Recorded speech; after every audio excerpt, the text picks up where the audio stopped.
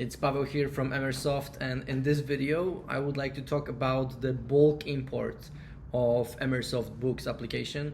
This is probably the most advanced feature that we have in our application, and we use it for both products enrichment, which means if you already have products in the store, you can use that feature to get all the additional data from Ingram, all the missing data, and structure the meta fields correctly. By the way, if you would like to learn more about the meta fields that we use in our application, data that we bring from Ingram, you can check out the other video that I have about this topic. So let's get into it. I'm inside of our Emersoft Books app and navigate to import. From this view, you can see all the history, all import history for both the CSV upload. So if you just drop a file for books that you want to import, or books that you imported through the application UI, which is the book search. So now I navigate to new import, and we have a panel with all the options here. So let me talk about the options here first, and then I will show you example files that we have for import and what it does specifically. So we have the job modes, and this is pretty important part as well. For the most part, we don't really need to change that. That defines how our application looks for existing products in your Shopify store. We identify books by ISBN number, and our app by default adds ISBN number to both barcode and SKU fields of a product. Barcode because it works outside of the box with the Shopify POS, and the SKU is used in different places for different purposes, but in general those two fields have the same ISBN number. However, this is important for enriching or updating your existing products. We navigate to a product to show you an example. Those are the SKU and barcode values that I'm talking about. People have different strategies, different ways to manage that. Sometimes they have their own generated SKU number. Sometimes they do ISBNs under the barcode, and sometimes this is not very consistent. Sometimes it's here or there. So in the past there were some problems with identifying those products. Now we check both, either SKU or barcode. If it has the ISBN, then we know that this product exists, and we don't create a duplicate, we just enrich it with the data. So let me go back to the bulk import, new import here, and then that barcode or SKU usually works. We don't need to change that. However, if you know that you want to update products, existing products, and you know that you keep the ISBN under the barcode only, you can change that. Then we also have the modes: create, update, or enrich, and inventory. That's also really for the enrichment, which by the way we do as part of the onboarding process, so you don't really need to do that, but I want to explain how this works. If you want to just create new products and don't touch the existing products, so let's say for whatever reason, in case the product with the ISBN is already in your inventory, you just don't want to touch this, you can just uncheck this and only keep the create. And the bulk import will create new products, but if it encounters existing products in Shopify store, so let's say some of those ISBNs are already there, it will just skip it. We're not gonna touch it at all. If we want to just update, so let's say you have 1,000 products, you just want to drop a CSV file with ISBNs, and you just want to update those products. So let's say you're not sure if the ISBN file has products that are not in your inventory in Shopify yet, but you just want to make sure that you don't create new products. You just want to update products if we encounter them. Then you can uncheck the create and keep the update and enrich. And in this case, if we encounter the product that is in store, if in your inventory, we'll just update it with data from Ingram. If the product doesn't exist, then we just skip it. We are not going to add new products to your store. And then we have the inventory feature that I will talk about in a second. Then we also have the group editions into one product, and this is actually the new feature that I was also talking about in the other video, and this is variants. So basically you can control if you want to create variants or keep them separate as separate products. So if you, in your CSV file, you have ISBNs for products that are both paperback and hardcover, if this field is checked, then it would create one product with two variants, hardcover and paperback. If you uncheck that, then those products will be created separately. So those will be two separate products. By default, we use variants, and that's what I also recommend using. Then we have the publishing.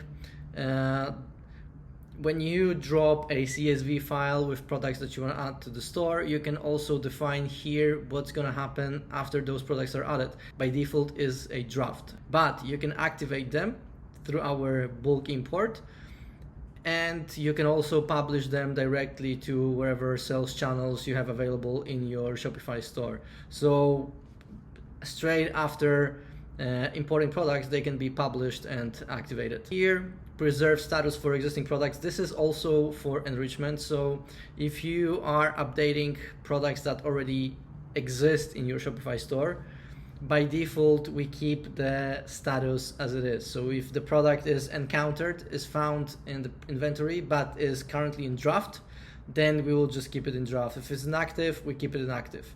If you uncheck that, then this will be applied. Even if those products exist in your inventory, but they are, let's say, different statuses, draft, active, then this will be applied. So all the products that were found and updated will be set to active regardless of their current state.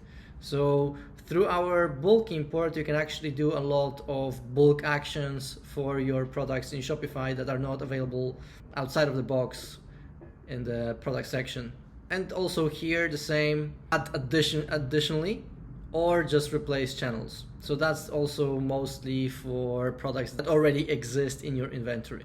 Then we have the fields to update or enrich. By default, we pull everything that Ingram has for those products, mostly again for products that already exist in your inventory. So if you have products and you know that you changed something for the title or maybe added something in description, then you can just unselect that, and your existing description or existing title will stay intact, but the rest of the data will be added from Ingram. So we're still gonna update the vendor fields, categories, cost, and all that stuff. So from here you can really select. If you just want to update titles, then you just need to keep the title selected and everything else unselected, and then this will only update titles. Or if you just want to update cost, which could be a good idea, that's something people do from time to time. So you can unselect everything and basically just drop a CSV file with all the ISBNs for products that are currently in your inventory, and this will just update the cost. So in case the price changed at Ingram, this will be updated and nothing else will be attached. The same for charge tax on products. You can also bulk update that. By default, this is enabled, but that checkbox says if we want to override it or not. That's also for existing products. If you want to override it, so let's say you select this and then charge, then the charge tax on product will be enabled. If you uncheck that, then for all the products that we update through the bulk import will be disabled.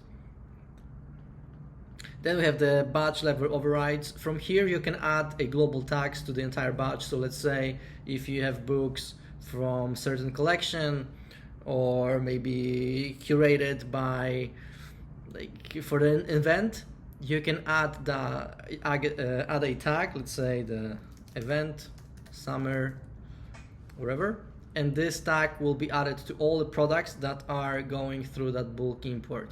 And then you can also use that later for smart collection, or just to make it easy to find the imported books. This is also very useful if you create purchase orders for PubNet. Right now, this has to be done through here. So you just upload products through our bulk import, apply a tag, let's say purchase order, whatever, and then it's easier to find those products when you actually create purchase orders where you can select books. I have another video that I talk about purchase orders from for PubNet. However, this feature is coming soon, so you'll be able to just drop the CSV file on the purchase order, and we'll import books and add them to the purchase order directly. For now, you need to use this one. And then we have the tag merge strategy.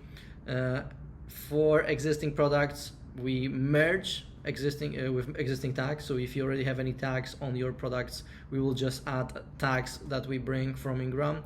That means basic subjects and some additional information. You can also find all the details about tags and meta fields on our documentation. You can either merge or replace. So if you want to start clean for your existing products, we'll remove all the tags and just apply the tags from Ingram. Here, the vendor override. So let's say by default we use the publisher, which is an imprint information and as a vendor field. But if you know that those products are distributed by Penguin Random House and that's how you will be ordering them later through PubNet, it's worth updating the vendor. So let's say you have this 500 titles that you want to import to your store or update your products with, and then you know that they are distributed by Penguin Random House. You can just type Penguin Random House here and later on use that information, purchase orders or analytics. So just override the vendor field.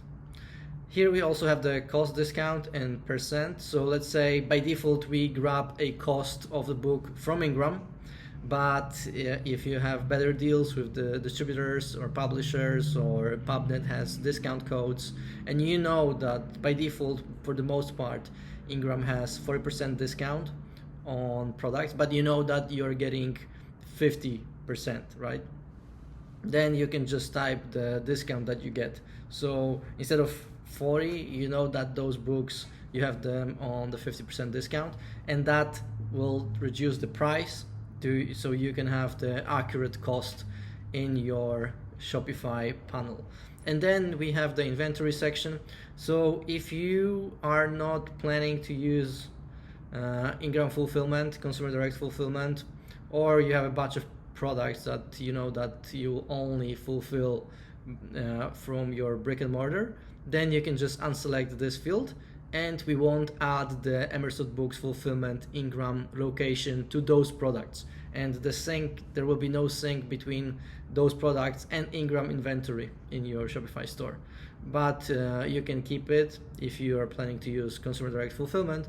And here you can also define the inventory policy. So by default, we disable continue selling when out of stock.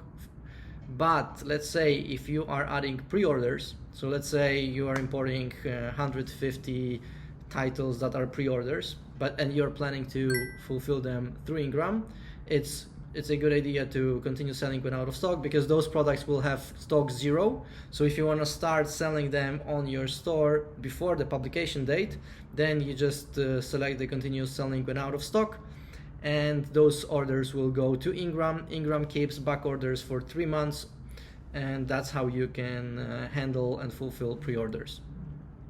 And the same, this is only for enrichment. So if you decide that all the products that you're importing, you want to have them continue selling when out of stock, regardless of their current state, you just click that you want to overwrite everything on update.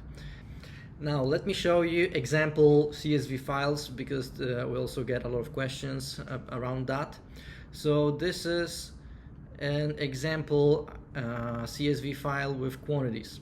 So if you drop this file to the CSV area, then the inventory settings will be enabled. So as you can see, I only have 2 columns here. One is the EEN or ISBN, depends on what you prefer.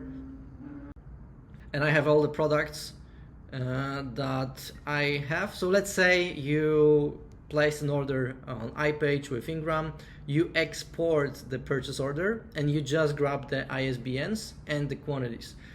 So you just create a very simple CSV file like that, ISBNs, quantities, so products that you ordered, and then drop them here. And also that's the second file for just simply adding products to your stock. So just one column with ISBN and all those books will be imported to your Shopify store. Also here you can see that some of the books have stock 0, and that's how you can do that, to just enable the location under the product. So even if you don't know how much stock you have, or let's say you're gonna have it later, but you already want to add the brick and mortar location to that product, you can just drop that quantity file with quantity 0. So I have the ISBN and the quantity 0, and then it will just enable the location under this product. So let me show you how that works. I have this file, let me drop it here, and now you see that the quantity column found. That means if we go all the way down, we can select from here to what location we want this stock to apply. So you could see that I had only 2 columns, so the ISBN and quantities, but then here I decide where I want to add them to what location in Shopify. I have 2 locations in my Shopify store. One is my brick and mortar, and then the pop-up store that I run from time to time. So I want this location, like the stock, to be applied to my brick and mortar location. And then from here we can also define if we want to increment, add to existing quantities, or just set. So let's say if you are doing some work in the store and you feel like your inventory is not really up to date, then you can just prepare the inventory values and then drop them here through our application and set. So everything will be replaced and you will have all the inventory up to date. Hit import and the import will start. From here you have the progress, so all the information, like how many books, so those books are already added to my store and it detected that they are there, but you can see all the details of your import under this view and the progress and all the information. You can see who was doing the import if you have multiple users. Everything is here. Again, if you guys have any questions or you want to learn more, please let us know. Reach out to our customer support and we will be happy to help you. Thank you.